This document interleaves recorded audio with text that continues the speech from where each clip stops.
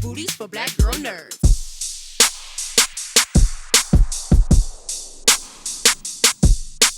Thank you, Letitia, for your time. I appreciate it. Thank you for your time. My pleasure. I thought about a lot about enemies that we know firsthand versus the enemies that we're conditioned, whether they're our enemies or not. So when you think about Mo Washington and this task of watching this criminal, how do you think she reconciles in her mind the enemy she's known her whole life versus being tasked with this enemy that she's been told that she has to guard? And is her perception of him as an enemy the same? Very good question. Very good question.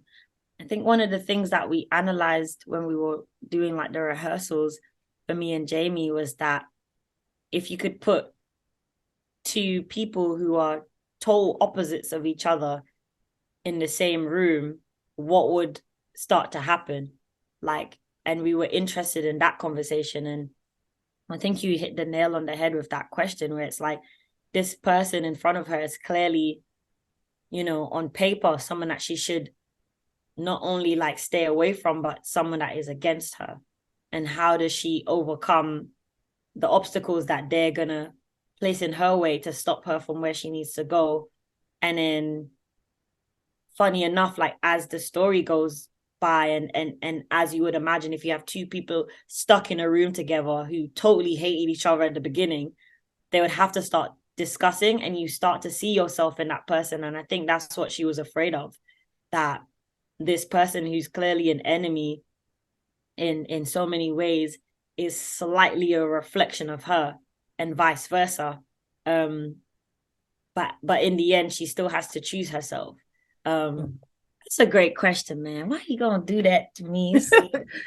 It's hard because I thought, we're always told, fear this is bad, this is good. And those conversations are always shaped by who has the power, no matter what and we're supposed to blindly follow.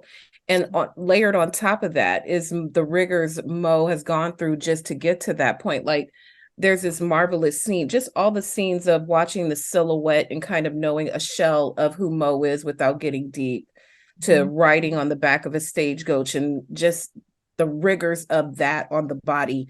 And then now this on top of it. So what is, when they get to this room with each other to have this figurative room, to have this conversation, what is she feeling in that moment before the conversation even starts, because of all the rigors leading up to that point? Yeah, such a good question, man. It's such a good question. Like, obviously, like, it's like slightly fight or flight, She's like all of the years of training, but all of the years of what she's known, her experience to be with white men, it's all in front of her, and she has to think really quickly. So I guess, like, yeah, it's a re-triggering really of so many of her experiences, but also, like, unbeknownst to her, like an opportunity to overcome those triggers and those traumas, like in real time. Like, usually, we see the difference of how she's walking, that big opening shot of that one take of her just walking straight from the church to the to grabbing a drink.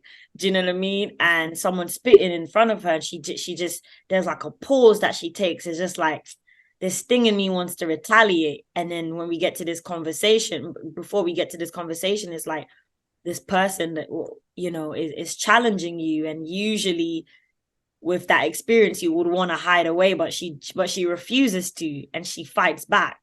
So it's like this release of fighting back that probably she hasn't done as many times as she's wanted to in her life, that then leads her to be in this conversation with this person that helps her to see parts of herself, but she could only get there by actually standing up for herself. Again, that's a great question. That's a great question. Thank you. It's very soul bearing. I enjoyed your performance so much. They are wrapping me. Thank you. Have a wonderful premiere. I appreciate your time. Thank you. Very Take good. care. Thank you. Thank you, Anthony, for your time. I appreciate it. Thank you. I think you guys were really amazing with Monsters, so I appreciate talking to you guys now. Yeah, you guys always covered me and what we do with such grace and the great name. So I always remember what you guys say to you. Yeah, no doubt. And to my wife. You guys are It is super our kind. pleasure. We appreciate great art. And that is a good jumping off point for where I wanted to speak to you. I thought of the beautiful landscape and the opening shot, that long shot with the silhouette. And as we come in contact with Letitia's character, Mo, that silhouette fills out until we meet this fully realized person who has had suffering and has goals that she wants to accomplish despite them. When I talked to her earlier, she mentioned that when she was doing those moments in the terrain with her co-star, it's like being in a room because they only have each other. But in the midst of that terrain, it feels very intimate. So how did you go about shaping that intimacy between them with this huge wild terrain that's around them, but they're so locked into each other in their Yeah, conversation? I mean, it's interesting when you look at the sort of triple entendre behind the word surrounded, this concept of, almost the vastness of the landscape surrounding you and the emptiness and the loneliness and sort of, something can be expansively large, you can feel completely alone, right? Just like you can in a big city filled with chaos.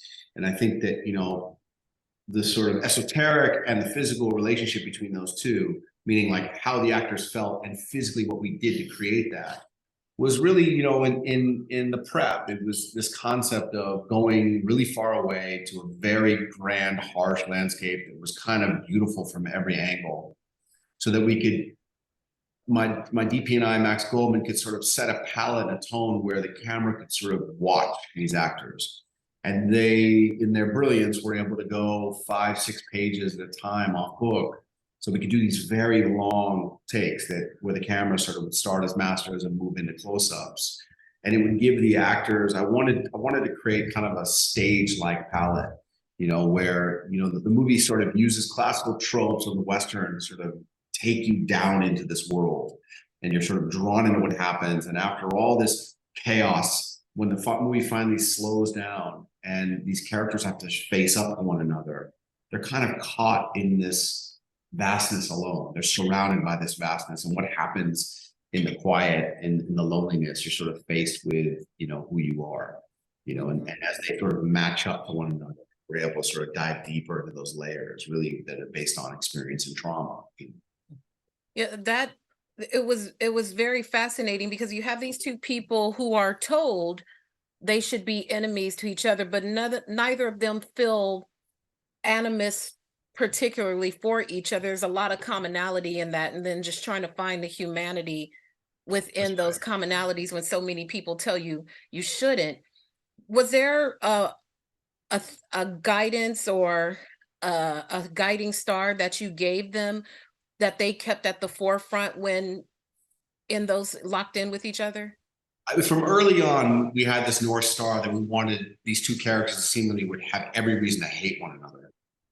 Eventually sort of level up, and you could almost see them ride off into the sunset. You could almost see, so many times I was like, wow, there's a great Butch Cassidy and Sundance Kid of these two that go west and wreak havoc, or settle down at a farm somewhere, or actually, do something different and unexpected. But that wasn't in the destiny. The destiny was their destiny was they were going to face up to each other and level up, and the better person was going to continue their journey on. Almost they had this sort of biblical sense, hand in each other's lives. We always knew that we wanted the audience to go through a journey that was unexpected. That you have every reason in the world to hate Tommy, but when you really hear his story, you realize that he like Mo Washington is processing trauma. He's just doing it in a different way. His innocence was taken from him like hers was. Her process has been putting one day behind another, little by little, and trying to actually be small and stay quiet and not gather a lot of attention while you have this big goal in mind, which is getting this deed and then going and setting out and establishing a base, and where you can sort of like utopia. His goal was sort of wreaking havoc on the world every day and being as loud as he could and sort of taking as many people and corporations down in the meantime to sort of kick and scream about what was taken from him. So very different paths, but essentially they all come from the same source, which is this sort of like loss of innocence. So if we could wind that up and then sort of like let those two things sort of go at each other, a lot of really interesting things can happen, which I think, you know, is what you're describing. Absolutely. And lastly, the late great Michael K. Williams, beautiful to see his part, you know, just some remembrance of him. Beautiful, beautiful, wonderful performer. Immensely talented. Michael was part of my family, one of my dear friends for 20 years. This was the culmination of our friendship and our desire to work together. You know, we worked together in 2002 and 2008, and finally on a movie. And it was my honor to direct him. It's my honor to have his name on this film, and for my name to be, you know, holding his last performance. It's my dear honor. Michael was a beautiful, kind, gentle, loving soul who just knew how to play some of the toughest, meanest sons of bitches in the world, you know, and in cinema. But it was not who he was. And so watching that transformation from the Michael K that I knew and loved into a deceiving, you know, manipulating, you know, killer was incredible. And he did so much by doing so little. That was what was astonishing. You know, it's some of the greatest actors do so little, but when you look at when you look at it, then you look at the camera, you can't believe what you're watching. You know, just he understood his place, you know, on screen. He understood his power. He understood his eyes. He understood his voice. He used them like weapons, you know. But it wasn't, you know, what we call overacting. He just was in the pocket. You know, the vibration in it. And one of my best memories of this movie was being able to screen it. I watched the final mix with him in the room 6 weeks before he passed, and man, he grabbed me. He was crying. He was like, "You did it, Ed! You did it!" He was so happy. He was such a lover of his friends and of creativity, and he wanted people to win so badly. You know, he just wanted things to be great. And so it's my honor to do this movie with his name. It was an honor to see it. I thank you so much for your time. I enjoyed it. I'm Thank a you very big so fan much. of Westerns, and so it's just a pleasure. Thank you so much. Thank you. Thank you. I love what you guys do. Thank you.